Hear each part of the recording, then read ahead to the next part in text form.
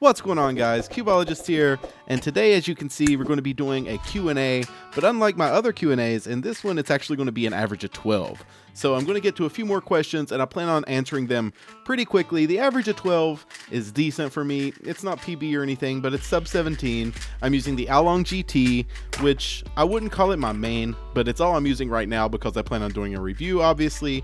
But let's get into these questions. I'm going to answer as many as possible. All right, so Edvin wants to know if I prefer the Tanglong or Along GT.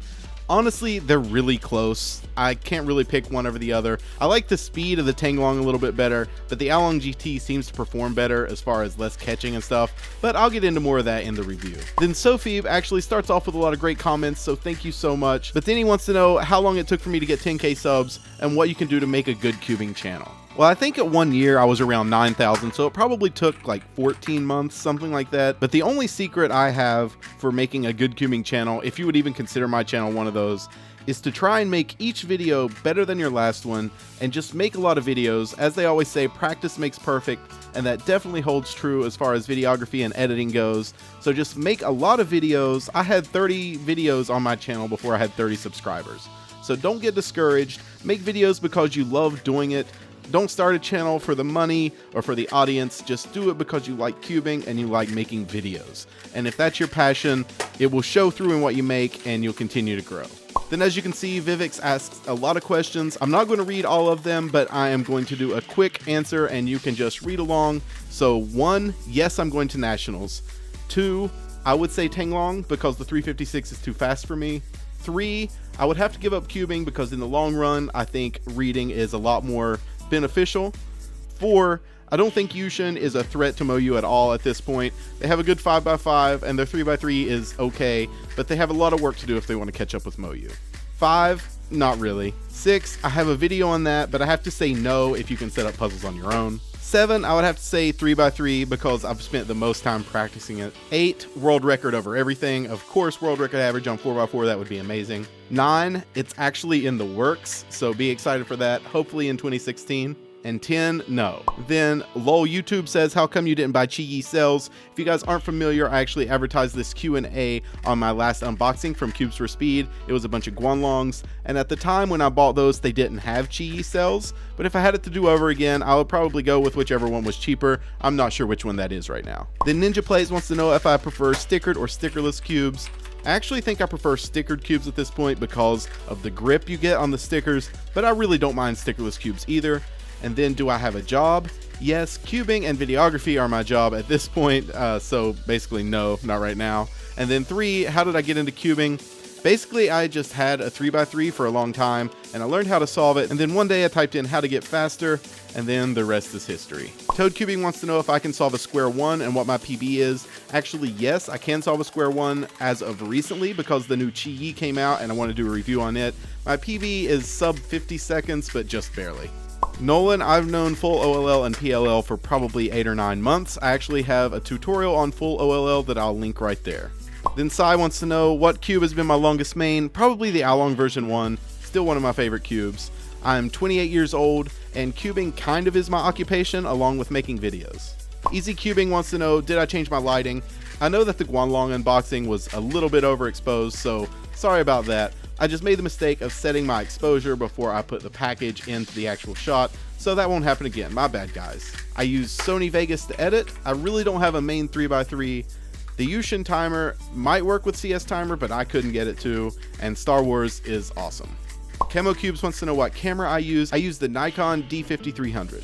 Josh wants to know if I have any interest in blind and if I'll ever learn it. I actually do have interest in blind, and I can do old Pachman corners, but that's if I'm looking at it. So I have a lot of learning to do. I've never done a full memo, but I plan on doing that in the future. And then Block Ninja 73 says, you've said you're from West Virginia. I live there too. What county? I'm from Morgan. Well, I'm actually from Boone County. I have a pretty poor reputation, but it's where I live. It's my home and I love it here. Matthias wants to know if I went to college, and yes, I went to Elon University in North Carolina, and I got a Bachelor of Arts in Physics. And then Ethan Along with Cubing asks, and these are going to be my last questions. He says, what is my favorite MoU and Diane cube? MoU, I would have to say Along version 1, still to this day. Diane has to be the Zanchi because that's really the only one I ever used. I had a Guong V2, but I like the Zanchi better. Then Cherries or Grapes, cherries obviously. Pink cubes or gray cubes? Pink cubes, of course. Sorry, Praetorian. Favorite lube out of all? If I could only have one, it would probably be Traxxas 30K, because I think that's kind of like the Swiss Army knife of lubes. You can use it on the core, you can use it on the pieces. Hands down, Traxxas 30K. Favorite cube store? Right now, it has to be Cubes for Speed. So let me talk about why. Those guys, like I've said previously in this video, actually sponsor a lot of the things that I do, and they make a lot of my videos possible. So even if I didn't like their store, I would like them personally. But as it would turn out, I really do like their store. They focus on speed cubing. Now, unfortunately, there aren't a lot of peripherals like stickers and stuff like that, but I think that's going to change in the future. But I'm in really close contact with them, and the fact that they are really into speed cubing, Jason, the guy who's over it, he's actually a speed cuber. He's in the WCA. He competes all the time. Really good guy. And even though they're small, they're growing a lot.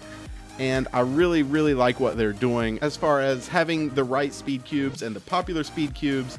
And their prices, honestly, without this sounding too much like an advertisement, are always the best. Now, you know, there are some sales and stuff that can compete with them, but very rarely do I find speed cubes from the Cubicle or Speed Cube Shop or other US stores that can even compete at all with Cubes for Speed. So definitely check them out. I love those guys. They're small, but they're growing, and I see great things for them in the future.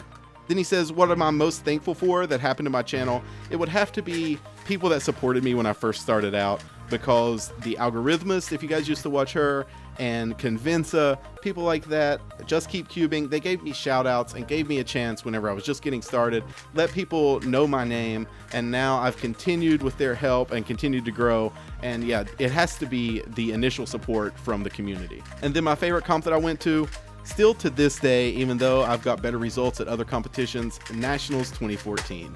But thanks for watching, everybody. I know this was a little bit long, but I wanted to get to all the questions. So give this video a thumbs up if you enjoyed. I really appreciate you watching, and you'll hear from me really soon. Later, guys. What's up, everyone? Cubeologist here, and today I'm going to be doing a quick overview of my thoughts and observations on the new Yushin timer. So first of all, let's talk about aesthetics, or how it looks.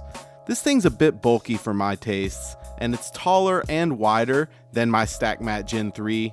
Now that isn't a huge deal, but the extra size seems just like a design choice rather than something that actually helps functionally.